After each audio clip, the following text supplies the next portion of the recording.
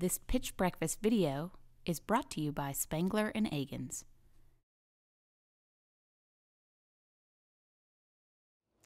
Morning, everybody. My name is Greg Baker, and my company is Verifreight. And Verifreight enables freight brokers to quickly perform due diligence on the motor carriers they contract with while limiting their exposure to liability. Freight brokers are the middlemen of the logistics industry. They take freight from shippers like blueberry farmers or widget manufacturers and contract with motor carriers or trucking companies to move that freight. The average freight broker agent moves between 10 to 15 shipments per day. They have to find the right equipment in the right place at the right time for the right price, and when they do, they have to issue that contract as quickly as possible to get their customers' freight moved.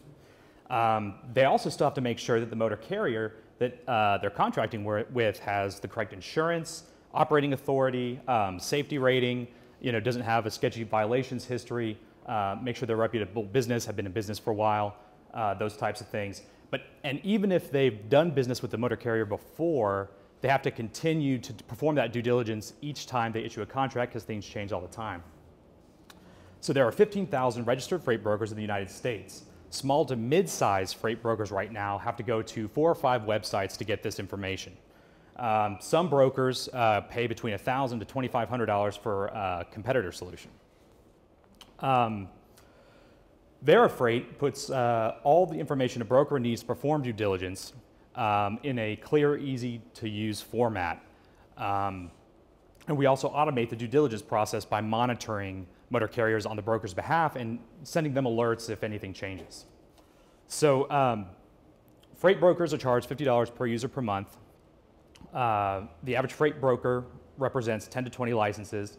Larger brokerages are looking for integration capabilities. They're going to pay about $2,500 for access to our API. I've got 10 years of enterprise software engineering experience. I worked as a business analyst and product manager for AvidXchange, and I spent the last 2 years consulting, building internal software systems for freight brokers and looking for an opportunity like Verifreight. Yep. Cool.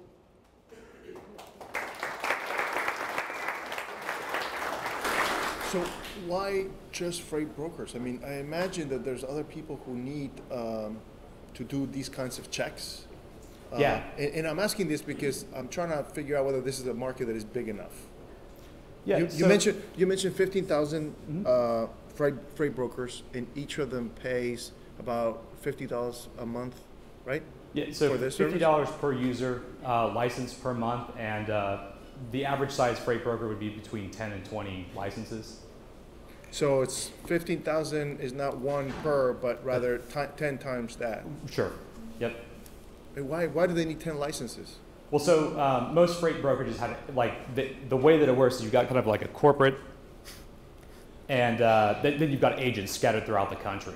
So, I see. So when you say 15,000 brokers, that doesn't mean they're individuals, but that means they're companies. That's right. Mm-hmm. Wow, okay. But to your point, you're absolutely correct in that, a freight broker or a 3PL, a third-party logistics provider, a lot of times companies will have internal, groups that act as 3PLs, and they would be targets as well. But what I don't know right now is if they are also registered with the federal government as a 3PL.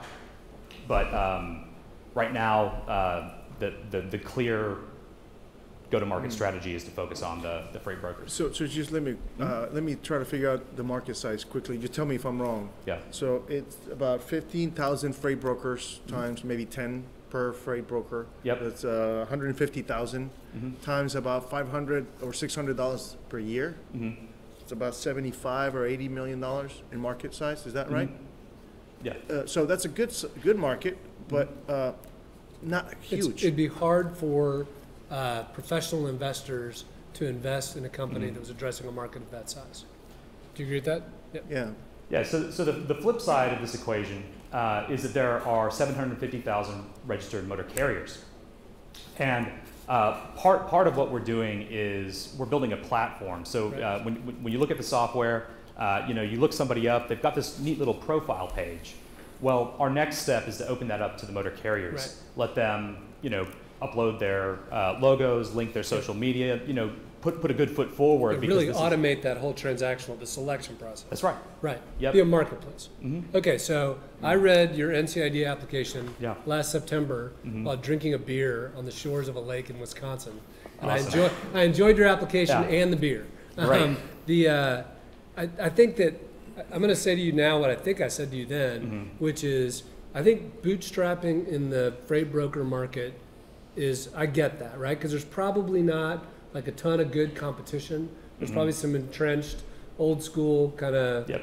Exactly stuff right. like Windows apps or something like Yep. that, right? Where you can go make enough money to go like sustain a team, right? That market's not big enough for you to go have a venture-backed exit, right? And I don't know if you want to have a venture-backed exit. You might not want to, right? You may just want to build a nice company where you can run that and have a life and all that sort of deal. But I think that the back nine that you just talked about, Yeah. the brokering transaction between these people is a big thing. And the second thing I would ask you to think about is it seems like there's an ocean of really interesting commercial data that just transacts through your pipes every day, right? And I believe that there are insights that can be gleaned from that have huge economic value to very large economic players in terms of optimization, cost management, logistics improvements, just, like if you think about a big guy who's sending trucks out on the road, he knows he's wasting just tons of money all the time.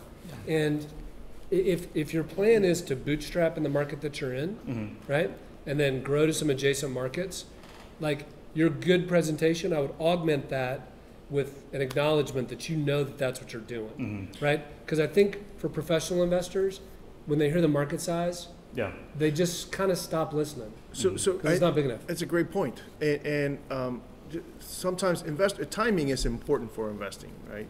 Because the problem is that investors need to get out of the investments. When people give them money, they need to give the money back. So there's a timing component there. So the pitch that talks about a market size at that level doesn't work for investors. But it's a great business plan. So it's great to start that way. Right. It's just that either you are going to have to think to change your pitch to talk about your future vision if you want to raise money today, and then incorporate the bigger vision in the bigger market size within the pitch today. Because if you say, I can bootstrap under my own steam in the market that I'm in and grind it out and make a lifestyle business, or I can take on capital and go address this bigger opportunity because I can invest in the business at a higher level, that's something where a professional investor could say, all right, Greg, let's talk about the bigger opportunity, right? And then you need to have the same level of expertise on the bigger opportunities that you really, showed on the smaller market, right? Because you understand this smaller market, right? Yeah. Yeah, I mean, like when I read your thing, I remember thinking, this guy understands this market.